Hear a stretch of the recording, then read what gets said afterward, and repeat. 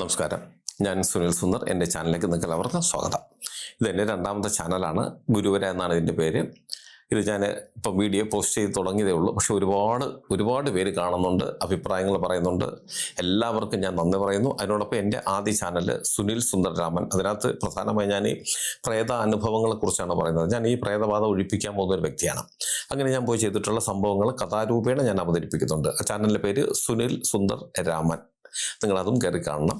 നിങ്ങൾക്ക് ജ്യോതിഷപരമായോ വാസ്തുപരമായോ എന്തെങ്കിലും കാര്യങ്ങൾ അറിയണം, അത് ഞാൻ പറഞ്ഞാൽ മതി എന്നുണ്ടെങ്കിൽ ഇപ്പോൾ സ്ക്രീനിൽ എഴുതി കാണിക്കുന്ന എൻ്റെ ഓഫീസിൽ ഓൺലൈൻ ബുക്കിംഗ് നമ്പറാണ്. ഈ നമ്പറിലേക്കാണ് നിങ്ങൾ വിളിച്ചോളൂ.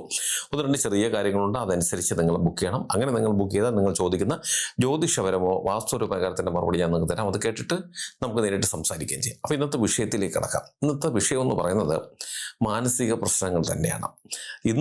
ഇന്നത്തെ ഒരു ജീവിത രീതി വെച്ച് നോക്കുമ്പോൾ മാനസിക പ്രശ്നങ്ങൾ ഇല്ലാത്തവർ വളരെ ചുരുക്കമാണ്. അത് ഡിപ്രഷൻ കൂടി ആത്മഹത്യയിലേക്ക് പോകുന്ന ഒരുപാട് പേരുണ്ട്. ഇതെൻ്റെ രണ്ടാമത്തെ ചാനലാണ്. പക്ഷേ എനിക്ക് മറ്റൊരു ചാനലുണ്ട്. ഒരുപാട് പേര് കാണുകയും അഭിപ്രായങ്ങൾ പറയുകയും എന്നെ നേരിട്ട് കാണാൻ വരികയൊക്കെ ചെയ്യുന്ന ഒരുപാട് ആൾക്കാരുണ്ട്. അങ്ങനെ എനിക്ക് ഒരുപാട് ഫോൺ കോൾ വരുന്നുണ്ട്. നേരിട്ട് വരുന്നവർ, എല്ലാവരുടെയും പ്രശ്നമാണിത്. നമ്മൾ ഇങ്ങനെ ഒരു ഡിപ്രഷനിലേക്ക് പോകുമ്പോൾ ഈശ്വരാധീനം കൊണ്ട് നമുക്ക് അതിൽ നിന്നും രക്ഷപ്പെടാൻ സാധിക്കുമോ എന്നാണ് പലരുടെയും ചോദ്യം. ആ ചോദ്യത്തിന് ഇന്ന് ഒരുപാട് പ്രസക്തിയുണ്ട്. കാരണം ഇന്ന് വരുമാനം ഉണ്ടെങ്കിലും അതിൻ്റെ 10 ഇരട്ടിയായിട്ട് ജീവിത ചെലവുകൾ വർദ്ധിച്ചിരിക്കുന്ന ഒരു അവസ്ഥയാണ്, ഒരു സമയമാണത്. എത്ര ഉണ്ടെങ്കിലും ചിലവാക്കിയാൽ നമുക്ക് മുന്നോട്ട് പോകാൻ പറ്റും. 500 രൂപ എടുത്ത് 500 രൂപ താളെടുത്ത് ചിലവാക്കിയാൽ എന്തെങ്കിലും ഒരു സാധനം വാങ്ങിച്ചത് ചില്ലറായി കഴിഞ്ഞാൽ തീർന്നു. പിന്നെ നമുക്ക് അതിൽ നിന്നൊന്നും മിച്ചമില്ലാത്തൊരവസ്ഥ. അപ്പോൾ ഇന്ന് കൂടിപ്പോയി എത്ര രൂപയുടെ ശമ്പളം കിട്ടുന്ന ഒരാൾക്ക്? നമുക്ക് മലയാളികളെന്ന് പറയുമ്പോഴത്തേക്ക് 500-ഉം 600-ഉം രൂപയ്ക്ക് ജോലിക്ക് പോകുന്നവരാണ്. കാര്യം ഈ കോളർ ഉടയാത്ത ജോലി. പക്ഷെ ബംഗാളികൾ അങ്ങനെയല്ല, 1000, 1500 രൂപ ഉണ്ടാക്കുന്നുണ്ട്. അവർ രാവിലെ വന്ന് ഒരു 8 മണിക്ക് വന്ന് ജോലിക്ക് കയറി കഴിഞ്ഞാൽ വൈകുന്നേരം 4-5 മണിക്ക് മുമ്പ് അവർ കാശ് ഉണ്ടാക്കിക്കൊണ്ടു. പക്ഷെ നമുക്കത് പറ്റത്തില്ലല്ലോ. നമുക്ക് ഈ പറഞ്ഞ നമ്മുടെ ഷർട്ടിൻ്റെ ചുളുക്ക് ഉടയാനും പാടില്ല, ചുളുക്ക് ഉണ്ടാവാനും പാടില്ല, കാശും വേണം എന്നുള്ളൊരു നിലപാടുള്ളത് കൊണ്ട് നമുക്കൊന്ന് വരുമാനം വളരെ കുറവാണ്. അങ്ങനെ ഒരുപാട് പ്രശ്നങ്ങൾ. അതിനോടൊപ്പം തന്നെ നമ്മുടെ ഈ മൊബൈൽ വന്നതിന് ശേഷം, മൊബൈലില്ലാതെ നമുക്ക് ജീവിക്കാൻ പറ്റില്ല. പക്ഷെ മൊബൈൽ വന്നതിന് ശേഷം ഒരുപാട് പ്രശ്നങ്ങൾ ഉണ്ടാകുന്നുണ്ട്. ഈ പ്രശ്നങ്ങളുടെ അവസാനം എന്ന് പറയുന്നത് നമുക്ക് ഡിപ്രഷൻ ഉണ്ടാകുക, അതായത് സ്വഭാവം ഭ്രാന്ത് പിടിച്ച് കണക്കായി പോവുക, കുടുംബത്തിൽ ഈ പറഞ്ഞ കണക്ക് ഒരുപാട് പരസ്പരം ശത്രുതയിലേക്ക് പോവുക, അതുപോലെ തന്നെയാണ് ആത്മഹത്യാ ടെൻഡൻസി, പിന്നെ ഈ വിവാഹ മോചനത്തിലേക്കൊക്കെ പോകുന്ന ഒരുപാട് സംഭവങ്ങൾ. അതായത് കുടുംബജീവിതം ദുസ്സഹമായി പോകുന്ന വിധത്തിലുള്ള പ്രശ്നങ്ങൾ. ഇതിൽ നിന്നുമൊക്കെ നമുക്ക് മനസ്സുകൊണ്ട് നമുക്ക് ഒരു പരിധിവരെ നമുക്ക് രക്ഷപ്പെടാൻ സാധിക്കും. പക്ഷെ അത് കഴിഞ്ഞാൽ പിന്നെ എന്ത് ചെയ്യാൻ പറ്റും? പിന്നീട് നമ്മുടെ ഈശ്വര വിശ്വാസം മാത്രമേ നമ്മളെ തുണയ്ക്കുകയുള്ളൂ എന്നുള്ളതാണ്. അപ്പം അതിന് വേണ്ടിയിട്ട് എന്തെങ്കിലും കർമ്മങ്ങൾ അല്ലെങ്കിൽ എന്തെങ്കിലും നമ്മൾ അനുഷ്ഠിക്കേണ്ടതുണ്ടോ? വളരെ പ്രധാനപ്പെട്ട ഒരു ചോദ്യമായിട്ട് എനിക്ക് തോന്നി. ഒരുപാട് പേര് ചോദിച്ചതുകൊണ്ട് ശരിക്കും പറഞ്ഞാൽ നമ്മുടെ പൂർവികർ തന്നെ പറഞ്ഞു വെച്ചിട്ടുള്ള സന്ദർഭങ്ങൾ. കാര്യം ഇന്നത്തെ അത്രയും ഇല്ലെങ്കിൽ പോലും പണ്ടും ഇതേ കണക്കുള്ള മാനസികാവസ്ഥ മനുഷ്യന് ഉണ്ടാകുമായിരുന്നു. അപ്പം അങ്ങനെയുള്ള അവസ്ഥകളിൽ നിന്ന് നമ്മൾ രക്ഷപ്പെടാൻ വേണ്ടിയിട്ട് ദുർഗാ പരമേശ്വരി ദേവിയാണ് നമ്മൾ ആരാധിക്കേണ്ടത്. ദുർഗാദേവി. കാരണം വെച്ചാൽ ദുർഗാദേവി എന്ന് പറഞ്ഞാൽ എല്ലാ ദേവതമാരുടെയും വാസസ്ഥലമാണ്. എല്ലാ ദേവതമാരും വന്ന് അടിയുന്നത് അല്ലെങ്കിൽ അവസാനം വന്ന് അലിയുന്നത് ദുർഗാദേവിയിലേക്കാണ്. ദുർഗ എന്ന് പറയുന്ന പരമേശ്വരിയാണ്. അതായത് നമ്മളിപ്പോൾ നമ്മുടെ കുടുംബക്ഷേത്രം അറിയില്ല, കുടുംബദേവതയെ അറിയില്ല, ക്ഷേത്രം അറിയില്ല. അങ്ങനെ വന്ന് നോക്കുമ്പോൾ എൻ്റെ അടുത്ത് വരുന്നവരത്ത് ഞാൻ കൃത്യമായി പറഞ്ഞു കൊടുക്കുന്നത്, നിങ്ങൾ ഇപ്പം അറിയില്ല, ഇപ്പം ഞാൻ ഗണിച്ച് അല്ലെങ്കിൽ മറ്റൊരു ജ്യോത്സ്യൻ ഗണിച്ച് പറയുന്നു നിങ്ങൾക്ക് ഇന്ന ഭാഗത്തുള്ളൊരു ഭഗവതി ക്ഷേത്രമാണ്, അല്ലെങ്കിൽ ദുർഗാദേവി ക്ഷേത്രമാണ്, അല്ലെങ്കിൽ ഭദ്രകാളിയോ മഹാദേവി ക്ഷേത്രമാണെന്ന് പറഞ്ഞാൽ അത് തന്നെ ആകണമെന്നില്ല. അത്രയൊന്നും നമുക്ക് വ്യക്തമായിട്ടൊന്നും കണ്ടുപിടിക്കാൻ പറ്റില്ല. അതിന് വേണ്ടിയിട്ട് നമ്മുടെ പൂർവികർ തന്നെ പറഞ്ഞു വെച്ചിട്ടുള്ളതാണ്, നിങ്ങൾക്ക് കുടുംബക്ഷേത്രങ്ങൾ അറിയില്ല എന്നുണ്ടെങ്കിൽ ദുർഗാദേവി ക്ഷേത്രങ്ങളിൽ പോയി വഴിപാടുകൾ നടത്തിയാൽ മതി. അതിൻ്റെ കാരണം എന്ന് പറഞ്ഞാൽ ഇപ്പം നമ്മുടെ കുടുംബദേവത ഒരു കാലത്ത് ആ ചൈതന്യം നഷ്ടപ്പെട്ടു പോയാലും അതും വന്ന് അടിയുന്നത് ദുർഗാദേവിയിലേക്കാണ്. അപ്പോൾ നമ്മുടെ മാനസിക പിരിമുറുക്കം ഉണ്ടാകുമ്പോൾ നമ്മൾ ഏറ്റവും കൂടുതൽ ആരാധിക്കേണ്ടത് ദുർഗാദേവിയാണ്. അതിൻ്റെ പ്രത്യേക മന്ത്രമുണ്ട്. ആ മന്ത്രമൊക്കെ എൻ്റെ അവസാനം ഞാൻ പറഞ്ഞുതരാം. ആ മന്ത്രം നമ്മൾ കാണാതെ പഠിച്ചതിന് ശേഷം ഒരു ദിവസം എത്ര പ്രാവശ്യം എങ്ങനെ ചൊല്ലണമെന്നുള്ളതിനെ കുറിച്ച് ഞാൻ പറഞ്ഞുതരാം. അത് ചെയ്താൽ നമുക്ക് മാനസിക പിരിമുറുക്കം മാറുന്നതിന് ഏറ്റവും നല്ലതാണ്. പലരും ചോദിക്കുന്നതാണ്. കാര്യം അവർ ഏതൊക്കെ വിധത്തിലൊക്കെ അവർ ശ്രമിച്ചിട്ടും അവരുടെ ഈ ഒരു മാനസികമായിട്ട് വരുന്ന ചില ബുദ്ധിമുട്ടുകൾ, നമ്മുടെ മനസ്സിൻ്റെ നിയന്ത്രണം നമ്മൾ വിട്ടുപോയാൽ നമ്മൾ പിന്നെ എന്ത് ചെയ്യുന്നു എന്നൊന്നും നമുക്ക് പറയാൻ പറ്റില്ല. ഒരു നിമിഷം കൊണ്ട് നമ്മൾ ഒരു കയറ് തുണ്ട് കൊണ്ട് നമ്മുടെ ജീവിതം നശിപ്പിക്കാം. ഒരു തുള്ളി വിഷമോ അല്ലെങ്കിൽ ഏതെങ്കിലും പാവപ്പെട്ട വണ്ടിയുടെ ഇടയ്ക്കോ ചാടി നമ്മുടെ ജീവനെ അങ്ങ് കളയും. പക്ഷേ ആ ഇപ്പോൾ തൂങ്ങി മരിക്കുന്ന ഒരാൾ ആ കഴുത്തിലെ കുരുക്ക് കറക്റ്റ് വീണ് ശ്വാസം പോകുന്ന സമയത്തിന് അവൻ ഒരുപാട് ആഗ്രഹിക്കും, ദൈവമേ ഞാൻ ചെയ്ത മണ്ടത്തരമായപ്പോൾ എങ്ങനെയെങ്കിലും രക്ഷപ്പെട്ടാൽ മതിയായിരുന്നു എന്നുള്ളത്. ആ ചിന്ത നമുക്ക് നേരത്തെ ഉണ്ടാകണം. അപ്പോൾ നമ്മൾ വിശ്വാസികളാണെങ്കിൽ ദുർഗാദേവി ക്ഷേത്രങ്ങളിൽ നമ്മൾ പോയി, പ്രത്യേകിച്ചും ഒരു മാസത്തിൽ വരുന്ന കാർത്തിക നാളിൽ വളരെ പ്രാധാന്യമാണ് ദുർഗാദേവിക്കുള്ളത്.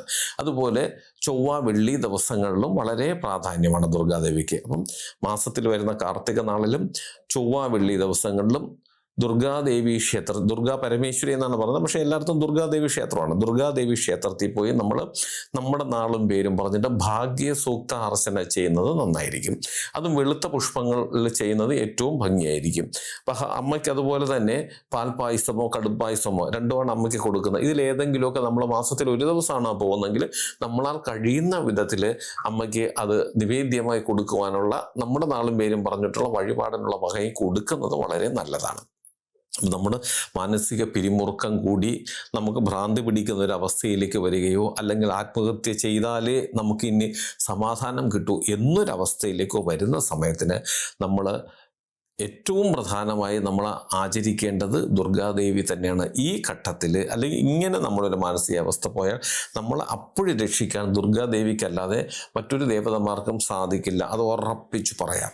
ദുർഗാദേവിയാണ് ഇങ്ങനെ മാനസികാവസ്ഥ വരുന്ന ജനങ്ങൾക്ക് സഹായകരമായി നിൽക്കുന്നത്. അപ്പോൾ ഇനി ഞാൻ ഒരു മന്ത്രമുണ്ട്, ആ മന്ത്രം ഞാൻ പറഞ്ഞു തരാം. ഞാൻ എഴുതി കാണിക്കാം, നിങ്ങളത് എഴുതിയെടുത്തോളൂ. കുറച്ച് ചെറിയൊരു മന്ത്രമാണ്. എഴുതിയെടുത്തിട്ട് നിങ്ങളത് കാണാതെ പഠിക്കണം. പഠിച്ചിട്ട് ഈ മന്ത്രം നിങ്ങൾ ചൊല്ലുക.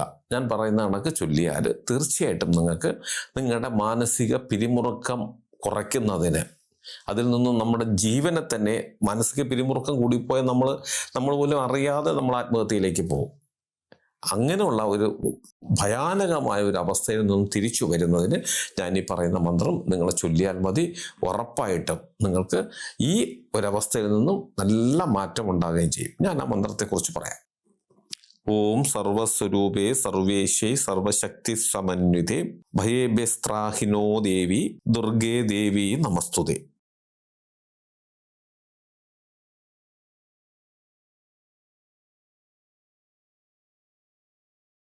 ഈ മന്ത്രം ദിവസവും 11 പ്രാവശ്യം നമ്മൾ ജപിക്കുന്നത് നന്നായിരിക്കും.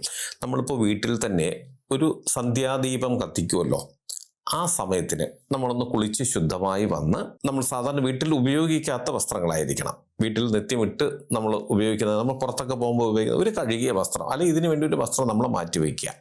അങ്ങനെ ഒരു വസ്ത്രം നമ്മൾ ഉടുത്ത് കുളിച്ച് ശുദ്ധമായി വന്നതിന് ശേഷം ഈ ദീപത്തിൻ്റെ മുന്നിലിരുന്ന് രാവിലെയോ വൈകിട്ടോ ഈ മന്ത്രം 11 പ്രാവശ്യം നമ്മൾ ജപിക്കുന്നത് നമ്മുടെ മനോബലം കൂട്ടുന്നതിന് നല്ലതാണ്. അപ്പം നമുക്ക് എന്ത് പ്രതിസന്ധിയെയും, നമ്മുടെ ജീവിതത്തിൽ ഒരുപാട് പ്രശ്നങ്ങൾ ദിവസവും നേരിടുന്നതാണ്, അനേക പ്രശ്നങ്ങളുണ്ട്.